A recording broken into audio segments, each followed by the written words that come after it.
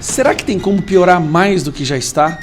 Será que tem como a gente afundar ainda mais no buraco e a situação dessa aberração do judiciário, da ditadura no Brasil ficar ainda mais escancarada? Pois hoje nós tivemos uma comprovação, sim, sempre tem como piorar. O que o STF decide fazer? Essa notícia aqui, cara, isso aqui é uma daquelas manchetes que a gente fala, agora sim chegou no fundo do poço, não tem como piorar. Vamos lá.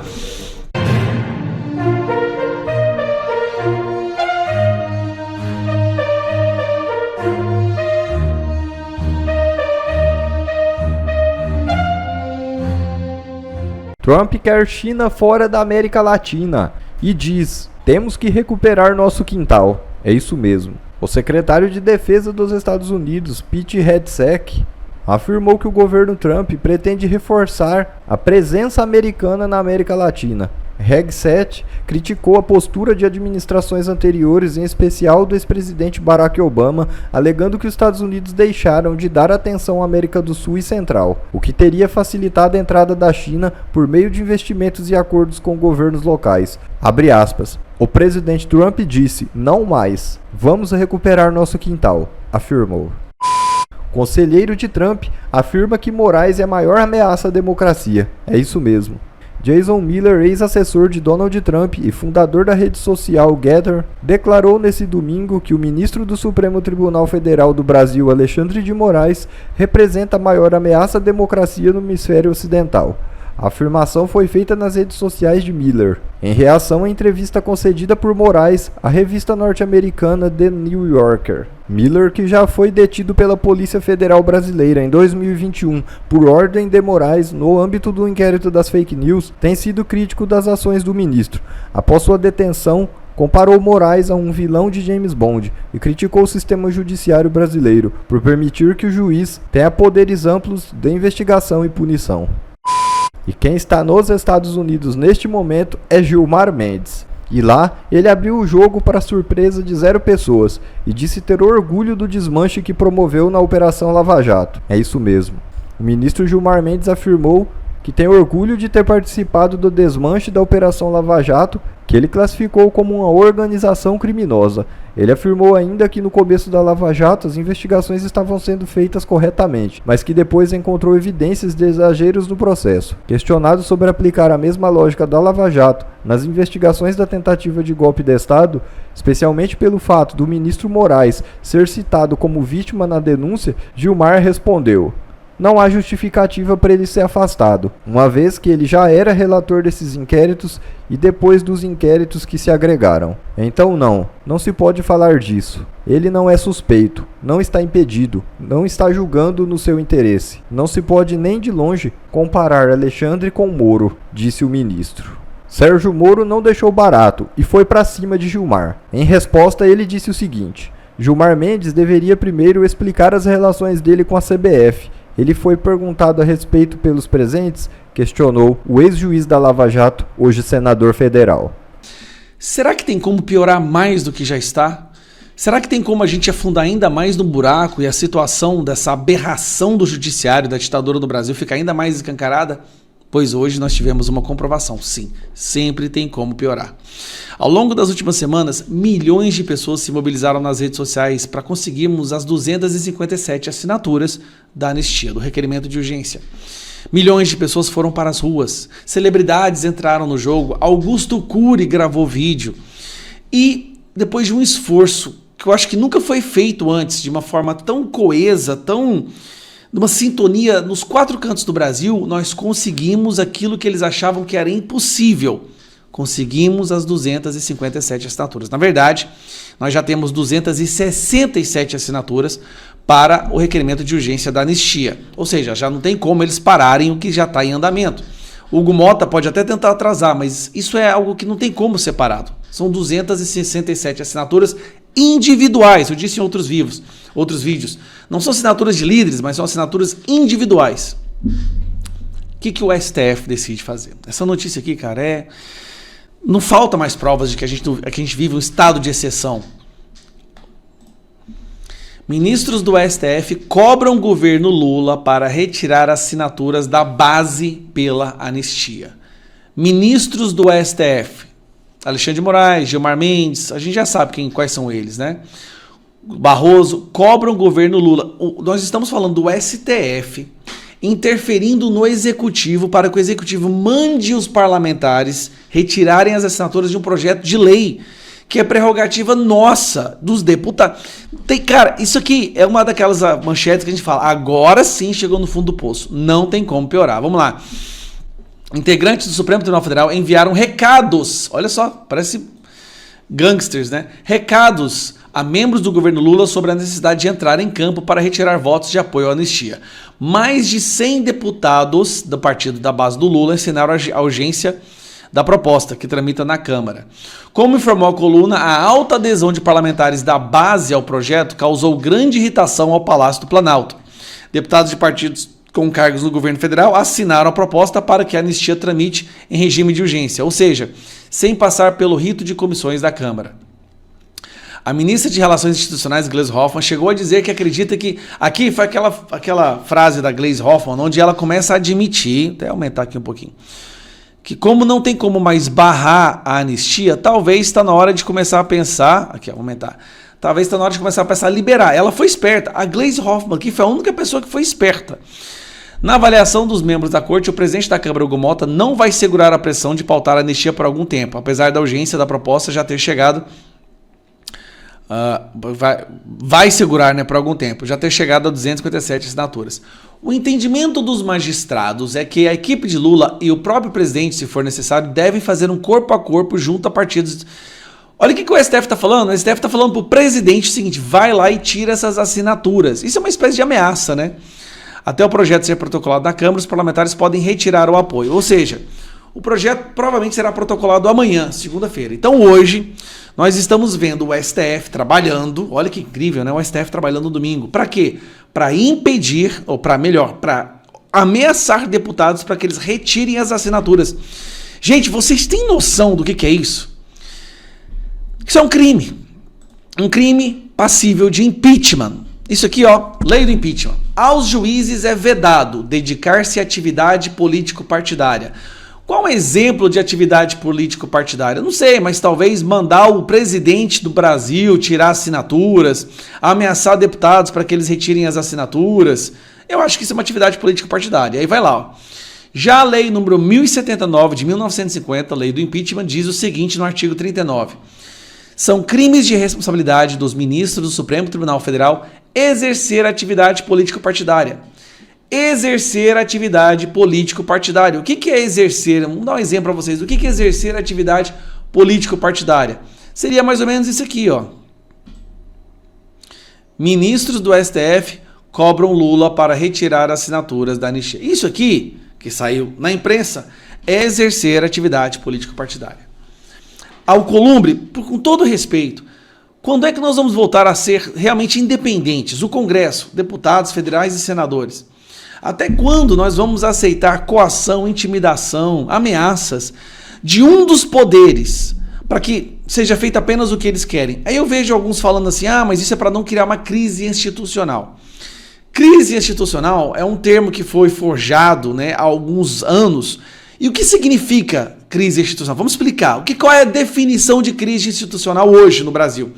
Não fazer exatamente o que o STF manda.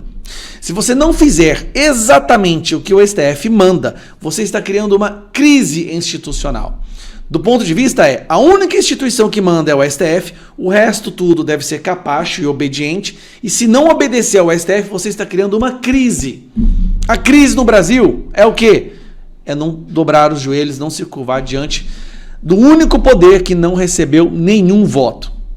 Nós somos uma democracia onde quem manda é o poder constituído por pessoas que não receberam nenhum voto. Pense, deixa isso assentar na sua mente. Uma democracia onde quem manda não tem voto. Existe isso? Ou será que o Brasil é o primeiro a criar essa nova categoria?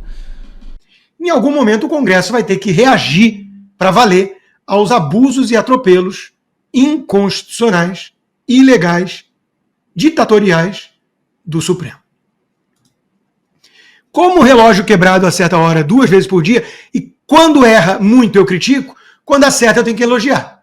Mendonça diverge e vota para absolver 17 réus do 8 de janeiro, dizendo o óbvio. Se depredaram, a punição é depredação. Se não depredaram, não fizeram nada, tem que ser absolvidos. E não existe culpa coletiva. Ponto. Acabou. Vira a página. Isso é o óbvio ululante que vem sendo ignorado no STF, porque eles embarcaram numa narrativa para perseguir Bolsonaro, que a Globo, o Estadão e a Folha aderiram por conivência, por casuísmo, por cumplicidade ou por milhões e milhões de motivos. O Estadão, por exemplo, diz que o Bolsonaro, a insistir na pauta da anistia, declara guerra ao STF. Mas que papo é esse, Estadão? Que papo é esse? Guerra às instituições é você condenar a 14 anos uma cabeleireira sem antecedente criminal, mãe de 2 crianças, por ter pichado uma estátua. Isso implode as instituições no nosso país. Não o Bolsonaro colocar familiares da Débora para falar sobre esse absurdo num carro de som. Mas o Estadão, que é reincidente sempre quando se trata de Bolsonaro, diz que Hugo Mota continua resistindo. Presidente da Câmara vira alvo do bolsonarismo por resistir a pautar a anistia dos golpistas. Estadão vai entrar para a história como um jornal infame. Não tenham dúvida disso. Folha de São Paulo nem se fala, né? A cabeleireira não é julgada por pichar a estátua. Ela é acusada de abolição do Estado de Direito. Não importa que carregasse apenas um batom, diz orgulhosa Marilis Pereira Jorge, cujo forte não é a inteligência. Aliás, desconhece qual é a força, o atributo. Mas, de novo, ela era alguém municiada apenas com um batom, que não fez nada além de pichar a estátua, e você quer enquadrá-la em atentado contra o Estado Democrático de Direito, abolição do Estado de Direito. É loucura o que está fazendo a nossa imprensa para perseguir Bolsonaro. Está destruindo vidas inocentes. Um ministro da Suprema Corte manda pergunta por WhatsApp para jornalista da Globo, ao vivo, que vai lá e lê. O que você faria se invadissem sua casa, ameaçassem sua família? Ia pregar anistia? O exemplo é péssimo em vários sentidos. Vários sentidos. Mas eu não quero mais falar disso, porque eu já falei disso ad nauseam. Eu quero falar do absurdo do ministro mandar pergunta pela Cantanhede no Globo. É uma indecência, uma promiscuidade, um grau de politização da Corte Suprema que não vai ter volta em uma geração. A destruição que esse STF golpista está fazendo de uma instituição tão importante como o Supremo. Enquanto isso, a manifestação ajudou sim a pressionar os deputados, eles viram o tamanho. Quem não viu o tamanho foi a Globo e a Datafolha, a USP e, lamento dizer, e incluir nessa lista infame, a Jovem Pan. Bolsonaro reúne cerca de 40 mil apoiadores na Paulista, diz o GC da Jovem Pan. Quem te viu, quem te vê. Eu tenho que apagar o meu currículo todo. Trabalhou na Globo? Sim, 6 anos colunista do Globo, apaga. Trabalhou na Veja? Pô, eram bons tempos. Sim, mas olha hoje, tira. Na Isto É, meu Deus, tira. Época, tira. Jovem Pan, tira. É triste, mas é verdade. Gazeta, mantém, e mantém com orgulho. Porque a anistia ganhou força. Editorial do melhor jornal do Brasil, explicando o óbvio. Se PGR e STF tivessem agido corretamente desde o início, ninguém estaria falando em anistia. O tema surge porque ela se tornou a única forma de consertar os abusos cometidos. Assinem a Gazeta do Povo. Repito, a pauta da anistia é uma pauta que unifica. Só que vai lá essa conta esquisitíssima, anônima, de um pseudo-bolsonarista fanático, João 832, e diz: os presos políticos sofrem ainda mais que os exilados. A Ludmilla, que vem sendo alvo dessa turma, né, porque criticou o André Mendonça e o Cássio Nunes, isso é óbvio, não tem ninguém fazendo campeonato de sofrimento aqui, mas olha o nível da turma. Agora, se eu falar que minha situação é ruim, Eles vão falar, mas a Débora foi presa. Sim, e eu defendo a Débora, assim como o Deltan Dallagnol, o Partido Novo, o Marcel, o Girão. Aliás, eles o fazem como muitos do PL não fazem. Mas, enfim. Folgo em saber que juristas de peso como Manuel Gonçalves Ferreira, filho, um baita constitucionalista, estão saindo da zona de conforto e denunciando a juristocracia. Em coluna publicada no Conjur, site especializado, Manuel Gonçalves disse aquilo que nós leigos podemos perceber.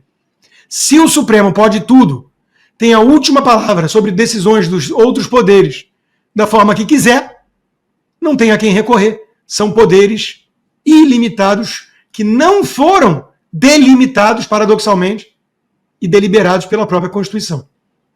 Estamos na ditadura da toga. Juristocracia não é democracia.